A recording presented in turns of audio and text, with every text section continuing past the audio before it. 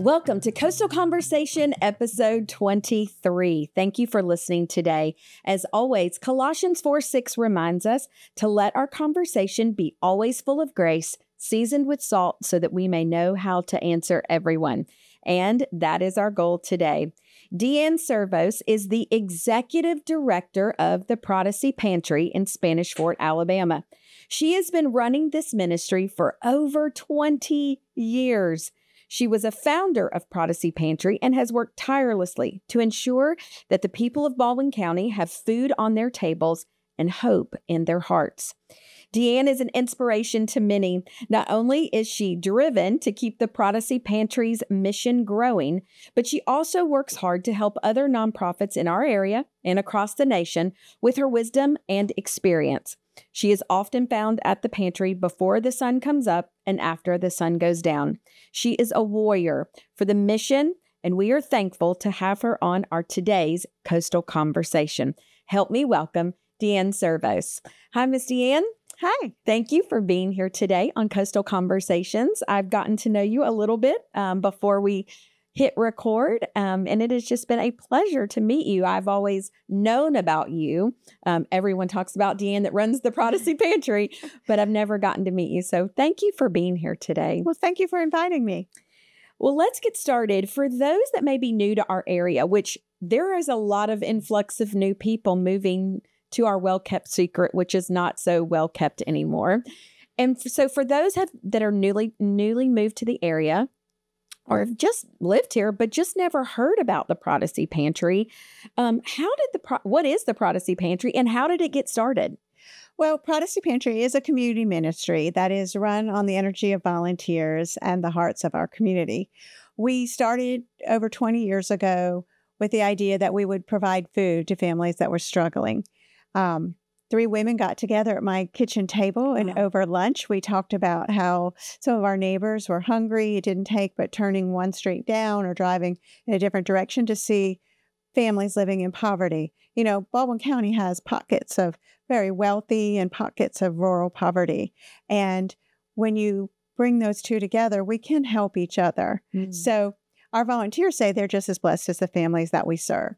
And every family that comes to see us or individual receives groceries and connections to other services and hope. That's what we like to say. So for 20 years, we've been doing that. And I think we do a good job and the community supports us. You really do. Where are you located in Spanish Fort? We are on Highway 31. I tell folks if you're coming up 181, turn left at the 2 drugstores. If you're coming up 98, turn right and head down. We're just past the entrance to Timber Creek on Highway 31. Yes, you're very easily located and very easy to get to. What services does the Prodisee provide to our community? Well, obviously, we provide our families with a grocery cart filled with fresh, locally sourced produce, meats, a gallon of milk, eggs, and all the staple items that you can think of, as well as we have on-site partners from other social services, community ministries, quasi-governmental agencies to help families with the other needs that they have. Because we realize if you need help with groceries or putting healthy food on your table, something else is going on that can be addressed. Wow. So not just food. And I've volunteered. During COVID, I had extra time. And so I would volunteer on Wednesday nights when you would fill boxes. And we can talk about that in a minute. But I was amazed at the quality of food that you provided to these families. Like you said, freshly grown produce, meats, not just off brands. I mean, very good quality things. I was amazed. Well, there is that. When people are struggling, they are feeling down. And I don't have a nicer way to say it is, if you give someone trash, then you are quietly telling them they're trash. Yeah. And that's how they feel. And then their behaviors, it's a cyclical thing. So if we're called scripturally to give our best, and God opens the doors for us to give the best to our community.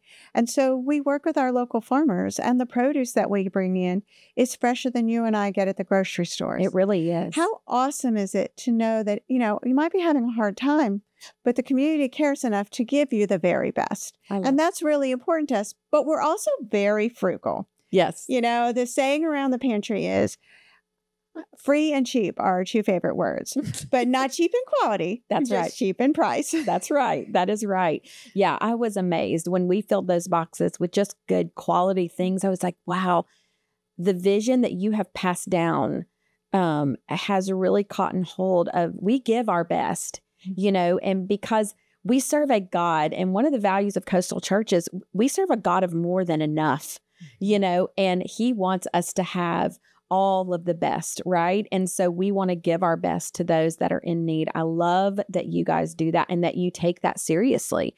And you care about those people enough to say, you know, we're not giving you the leftovers. We're getting you the front load, the good stuff. Exactly. And it shows. It really does show in what you give. So not only food, but then those services of different organizations, nonprofit, like you said, around, you provide services to help give them the next step up out of their situation. Absolutely. It's well documented when someone hits, we'll say, a bottom.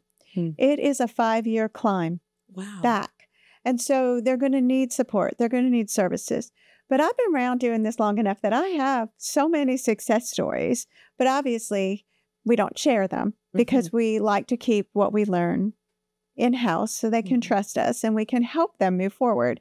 So it's great to hear maybe a young woman who came in and was pregnant, but we helped her get connected and get her degree from a local college, who got a job as a nurse and now can take care of her family. So the cycle is broken. And she came back to tell me, and her son has now volunteered as a teen at Prodisee Pantry. So how cool is that to be able to watch over the last 20 years a family whose future didn't look so bright is now a very positive situation. And then to have them come back full circle and volunteer is great. That's so great. It's so hard not to say names or to be careful about when you're speaking about that situation. But it happens week in, week out at Prodisee Pantry where we see a family or an individual and we watch them progress.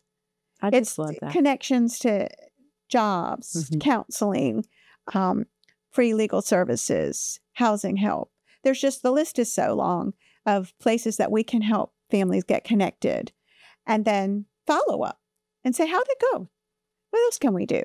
You know, it's sort of giving them that little hand up, not just a handout of groceries, but a little boost. Yeah. And many times they don't know where to go. So it's almost like a one-stop shop. Like we can help you get the ball rolling and point you in the direction that you need to go, which is so neat. And it's really so cool that all this started around your kitchen table with 3 ladies just determined to make a difference. Wow.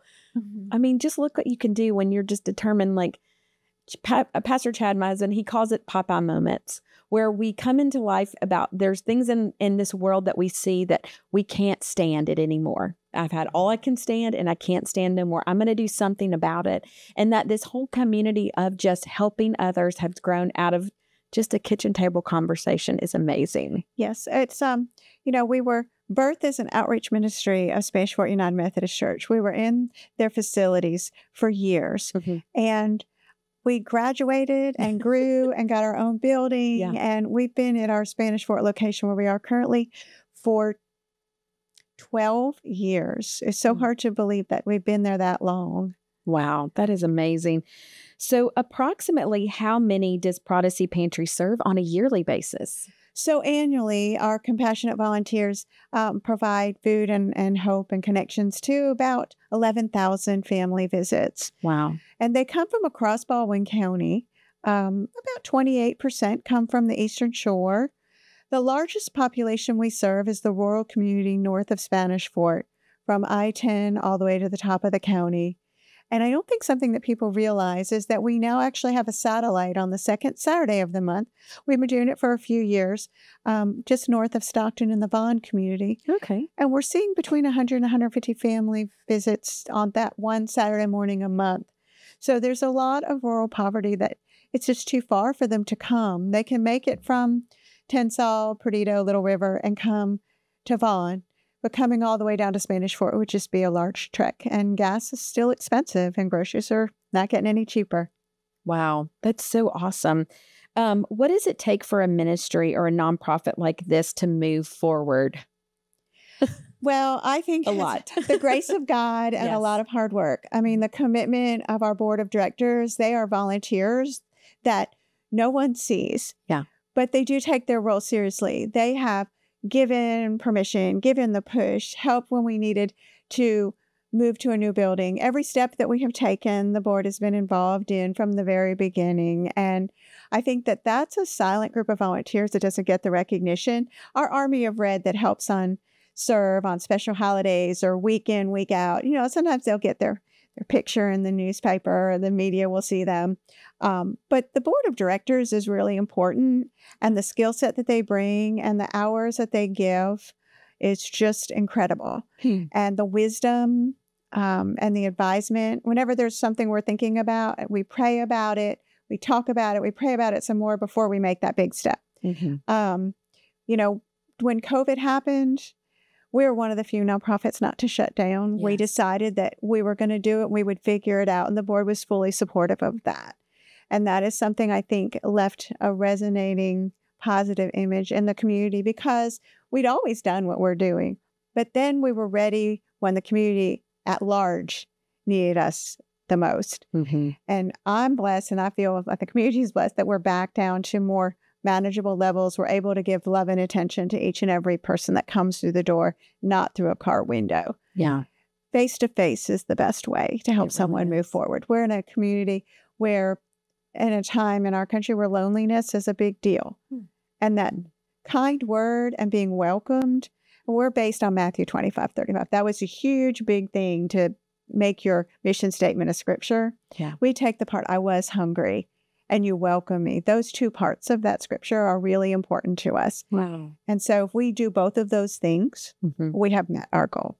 Wow. I love that. I was hungry in the past tense because you fed me and you were the hands of Jesus. That's really powerful.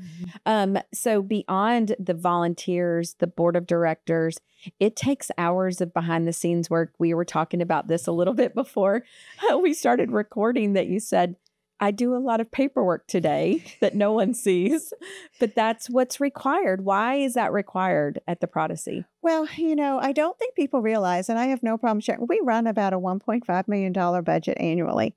So there's a lot of grant writing. There's a lot of paperwork in just for the food that we purchase and for our client files. There's all the opportunities that we give to our volunteers, our short opportunities. Usually an hour, 2 hours, or Tuesday morning is our longest opportunity for service, which is from about 8:30 to 11:30, 12 o'clock. So before those things happen, we make sure that things are ready for those opportunities. Nothing worse than volunteers standing around waiting to get started unless it's intentional. We do have some intentional quality get to know each other time. Right. But if it's important that we value the time that people give us, because without volunteers, we cease to exist. We could not move 660 tons of food or service 11,000 family visits without volunteers. So I'm humbled every Tuesday when all these volunteers show up to work, or Monday morning when the ladies come and sort produce, or Thursday when the trucks are unloaded by men. I mean, there's so many opportunities that are all done by volunteers. If they did not come and volunteer, our staff could not do it. We have very small staff, as the nonprofits typically do. And volunteers really are our labor force. Yeah. And they do it with energy and heart because they understand our mission. Right. And that releases you to write the grants, to help write the grants, to get the filing done, to get all the things in order so that it can move forward. The behind the scenes stuff that no one sees really, helps the volunteers, helps you release to the volunteers what they need to do. Absolutely. And keep it going. That's so powerful. If someone wants to get involved and volunteer, like you've been talking about these red shirt volunteers, what should they do? What does the Prodisee Pantry need most? Well, it is super easy to get involved. I mean, we have everything from mamas wearing babies to, I think our oldest volunteer right now is 95. And so there is something for everyone that they can do at Prodisee Pantry. I mean, a young child can put a can of peas in every box or a jar of peanut butter in every box. And then we always need things like office help. to help with filing, answering the phones, doing those tasks. And then we need able-bodied folks unloading trucks. So it's really easy to get plugged in. Opportunities are there in the daytime. We have some evening opportunities. Of course, we have some weekend opportunities. And we love in the holidays getting families involved during those breaks from school. We have big Boxing Days where we fill up our Thanksgiving and our Christmas. Those are coming up. And so that will be November 2nd and November 30th. They're Saturday mornings from 9 to 11. And we will fill 1,500 holiday boxes on each of those days, Thanksgiving on the 2nd and Christmas on the 30th. Wow. So those are great times. And you just come. Yeah. And, if you want to find out more and get plugged into a specific time period, you can email us at volunteer@ProdiseePantry.org, or you can call us on our phone number, 251-666-1720. We'd love to get you plugged in. Yeah. And we'll put all that information in our show notes so people can reference that. You do have an active Facebook page. You have an active website that's kept up to date. I was looking at it before the interview. It's such a nice website. It gives so much information. I would encourage people to visit the website, visit the Facebook page, and then plug in. Like I said, when I volunteered there during COVID, it was so easy. You just showed up. I showed up on a Wednesday night and you just show, and then the nice volunteers tell you what to do, show you what to do, and you just start going. Now, I would say wear some comfortable shoes. Absolutely. Closed-toed shoes, always in comfy clothes. Comfy clothes, and get ready to serve. It was such a delight. It's so much fun. So get involved. The turkey trot. Oh, yeah. Dun, dun, dun, dun. It's coming up. When and where and what is the turkey trot? Okay. So I'm super excited. This is our 15th annual turkey trot. Yeah. And so we hold it in the city of Daphne. The start for our 5K certified race is in front of City Hall in Daphne at 8 a.m. We open last minute registration things at 7:30 before the race. And then we have a 1-mile fun run or walk at 9 a.m. and a family-friendly festival that's running from 8 o'clock till 10 o'clock. And we have a lot of booze and fun games, and it's a really fun time for the family to come out on a Saturday morning. And so this year it is Saturday, October 26th, and it will be at City Hall in Daphne. And what's really cool at our race and our event is that every runner is a turkey. And what that means is every runner is not just a turkey, but a turkey for a family in need. So their registration helps us to purchase 1,500 turkeys to distribute during November and December. And then we have partners come along, businesses that supply other turkeys or hams or things, so that our families have traditional, I like to say Norman Rockwell type feasts, just like the rest of us, because no one should sit down to just a peanut butter and jelly sandwich on Thanksgiving. Right. Call your neighbor in, call a shut-in, gather your family, whatever it looks like, and sit down together and eat. I love that. And the turkey trot is so much fun. We actually have a coastal group. One of our small groups is the turkey trot group. So, and group signups is going on right now. And so you can go to our website at coastalchurch.tv/groups and find this group. And this is, I forget how many years Maddie and Paige have been leading this group, the Prodisee Pantry Turkey Trot group. And we were talking about this. They win, our coastal team wins an award a lot. And what is that? What's that award? So it is either for best costumes or team spirit. And I think that, they go neck and neck. And so, but they go together and it's so much fun. Sometimes they could maybe win this year for largest group if enough folks come in and register for the turkey trot, and maybe win team spirit best costumes if everybody gets dressed. It just makes it fun. You put on a turkey hat or put on a tutu and have a good time.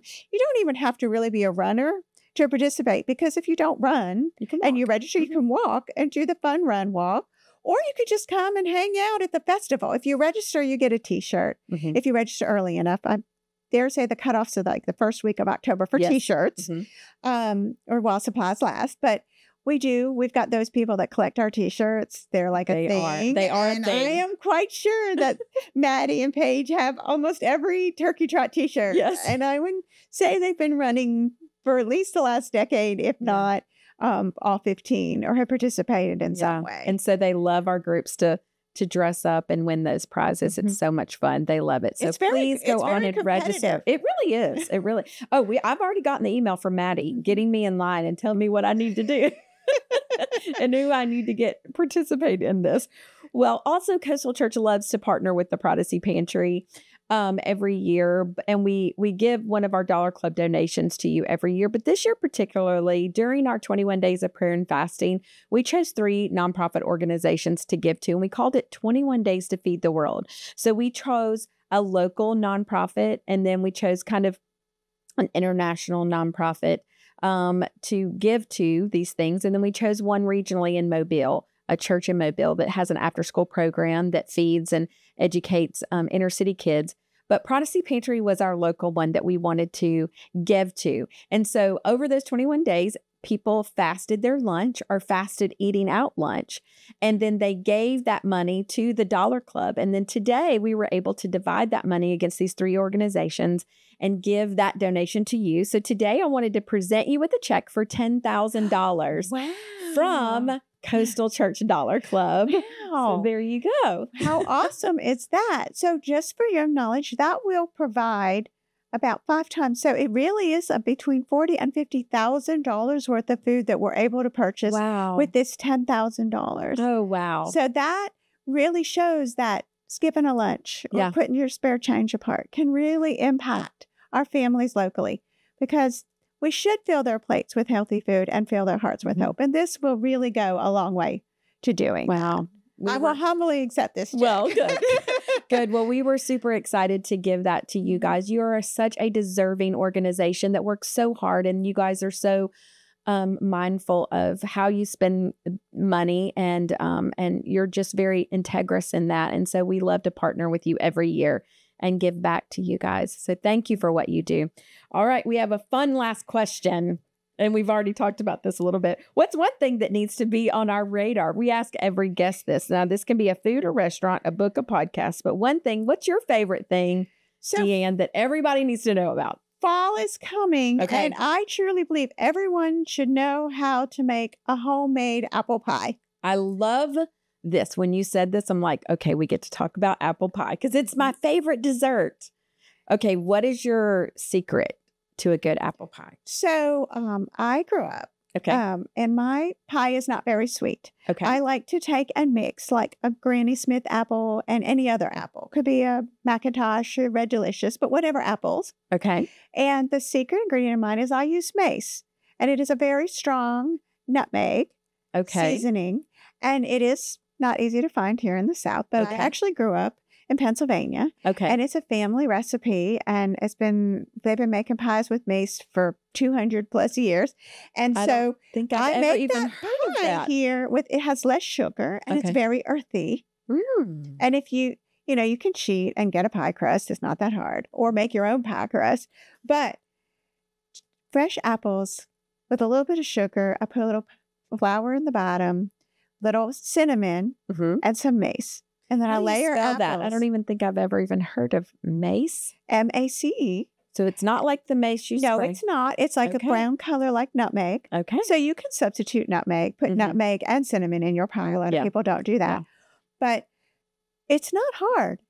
And it's very fun. Yeah. I find it relaxing to sit and peel apples and cut them in slices and layer them nicely in my pie. And I do 2 crusts, one on the top and one on the bottom. Yeah, that's a good pie. And put sugar on top so it caramelizes and gets crunchy. I know. Yeah, that coarse sugar too. Like it's the coarse sugar, not the fine sugar. So you're going to invite me to your house for apple pie? Bring you an apple pie with a warm cup of coffee. Love it. Love it. I'm in.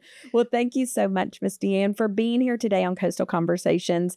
Thank you so much for what you do for the Baldwin County community and beyond. You really are the hands and feet of Jesus, and you're doing it every single day. The hard work that no one sees, no one rarely sees or recognizes, but you guys really, really, really are the hands and feet of Jesus. When people were hungry, you have fed them. And thank you so much for being that in Baldwin County. Coastal Church appreciates what you do. And we are so honored to give back to you today. Thanks for being here. Thank you so much. Thank you for listening to this week's Coastal Conversations podcast. All of today's references will be found in the show notes. Also, if you enjoyed listening, be sure to subscribe, rate, and review. We'll see you at Coastal this Sunday as we pick the conversation up from here.